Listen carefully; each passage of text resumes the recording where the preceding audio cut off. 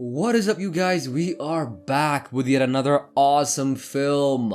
And episode 1 of today's show, Silo, opens with Sheriff Holston quitting his job and walking inside holding cell number 3 and telling his longtime friend and deputy, Marnes, that he wants to go out. So what does he mean by going out? And what is going on here? Well, allow me to explain. In the distant future, human beings found themselves living underground in a silo, as the surface, as far as they know and believe, is completely poisonous to their kind. They don't know who built this silo, they don't know why they're there, and they don't know what happened outside and why they ended up in the silo. And as far as going out is concerned, everybody inside the silo has a right to ask to go outside, but once you ask to go out, you cannot take it back, and you must go outside, and everybody who's gone outside so far has died. These people who choose to go outside and sometimes get forced to go outside because of a crime that they committed inside the silo society are referred to as cleaners. They call them cleaners because they go outside and they clean the cameras to let everybody in the silo see what's outside, and this enables everyone on the inside to see if the surface has become livable, and it's almost as if it's a duty to everybody who goes outside to clean the cameras so that everybody on the inside knows that today is not the day to walk out of the silo. So if it's so dangerous to walk outside the silo, why did Sheriff Holston ask to go outside on his own? As our episode begins, we are taken back a few years and we're introduced to Holston and his wife Allison.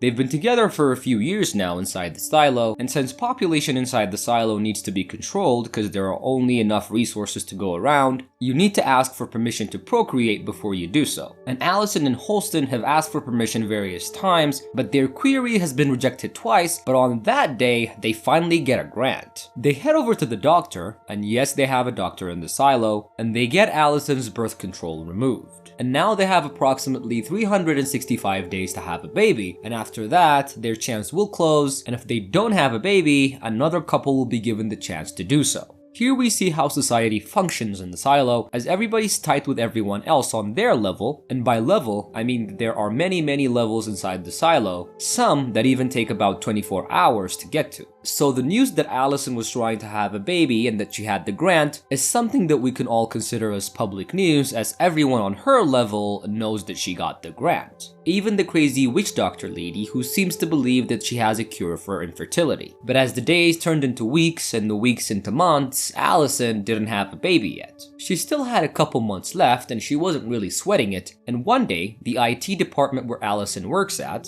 take down a paper that she wrote concerning the recovery of deleted files, and we learn something important about the silo's history. How everyone doesn't know about their own history and how they ended up in the silo was because of a rebellion that happened about 140 years ago. The rebels back then burned all the libraries and wiped all the hard drives containing the history as to how the silo was built and why they had to live there. And now, years later, since even questioning these things and even trying to discuss it causes a lot of heartache for people, it's actually illegal to ask what happened or even talk of the rebellion. Even possessing items since before the rebellion is considered very illegal, and the people who set all the laws and control the legal system inside the silo are called judicial, and these people will punish anyone who possesses a relic from the before times. Okay, now that I've explained that, Allison and Holston's timeline to have a baby starts to close up, and the day of Freedom Day inside the silo, a celebration where they remember the rebellion and commemorate their forefathers who saved them, was approaching. And a couple days before the celebration, Allison was approached by that crazy fertility doctor again. She takes her to her house and tells her that the people inside the silo don't want her kind having a baby. And by her kind, the old lady was referring to anybody who questions what happened before the rebellion. Allison brings this information to her husband, the sheriff, but he just coughs it off by saying that the lady was crazy. But a couple days later, Allison gets sent off to an IT assignment on Freedom Day, and she visits this guy George, and they recover a bunch of files on a hard drive. The hard drive itself was a relic before the rebellion, and the recovered files were also pre-rebellion. Discovering these files, both Allison and George are freaked out, and Allison leaves immediately, telling George to dispose of the hard drive.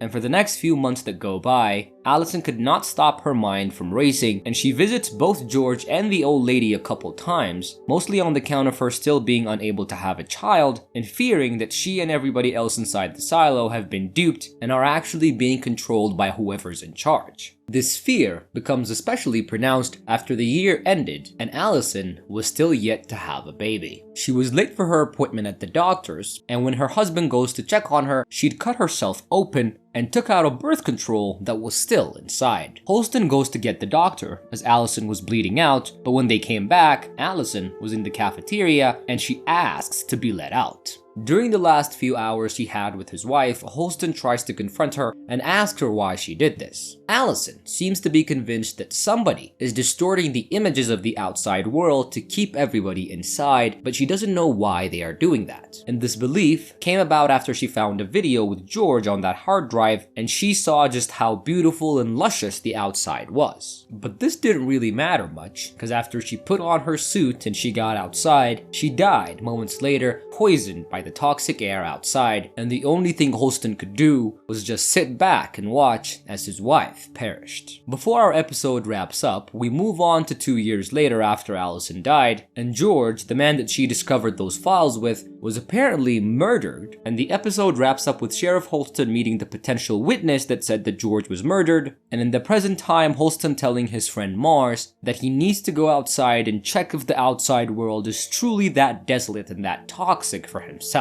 As we move on to our next episode, episode 2 starts us off with Holston walking out of the silo for the very first time and witnessing for himself what is on the outside. And here, something incredibly bizarre happens as there's a disparity between what Holston sees and what the people inside the silo witness. As Holston walks out of the silo, he sees just how beautiful and luscious the environment is, as there are birds and trees and grass all over the place. But the people inside only witness him walking across the desolate environment. The other bizarre thing that we witness here is that even though Holston sees just how luscious and how green the environment is, he still takes off his mask and starts choking, and according to what the people inside were witnessing, he dies just next to his wife. Seeing Sheriff Holston die, everyone is a little disappointed, and apparently some more than others, as we see Juliet getting really upset over witnessing his death. She goes to her friend Martha's place to blow off some steam, and Martha asks her what happened and why she's so upset, and Juliet goes on to tell her story, and we are taken a few years back, and we witness the events leading up to what happened. A couple years ago, we see that Juliet and George were in a secret relationship, and just before he died, he was about to show her something he was really excited about, and he wasn't really the type to off himself, so his death came as a shock to her, and she went to one of the deputies and told him that it was probably murder. And here is where she meets Sheriff Holston, who was looking into George's case personally, as he was in contact with his wife before she asked to be taken out. Holston deduces that George and Juliet were in a secret relationship, and he asks her various types of questions, and since this case was going to be handed over to judicial, Juliet didn't really have anybody that she knew who was working the case that she could trust, and she decided to trust Holston, and she shows him everything that she knew before George died. Well, almost everything. She gives him this relic that George gave to her before she died, and a note that he also left. She then takes him to a place that nobody really knows about, but Juliet suspects that the higher-ups are aware of it, but just ignore it, thinking that nobody else is aware. This place that she takes him to is a secret tunnel that leads way down beneath the deepest levels of the silo to where there was a very big machine that was left there, and from the looks of it, it's obvious that this was the machine that people used to make the silo. George and Juliet were the ones that discovered this tunnel, and they kept it a secret, knowing that judicial would not take it lightly, and the note that George left Juliet before he died led Holston and Juliet here. They also managed to find what George was leading Juliet to, and apparently it was the same hard drive that him and Allison discovered years ago. Holston confiscates the hard drive, and Juliet begs him to look into George's murder, and he agrees to do so privately and tells her that he will give her a signal once he finds something.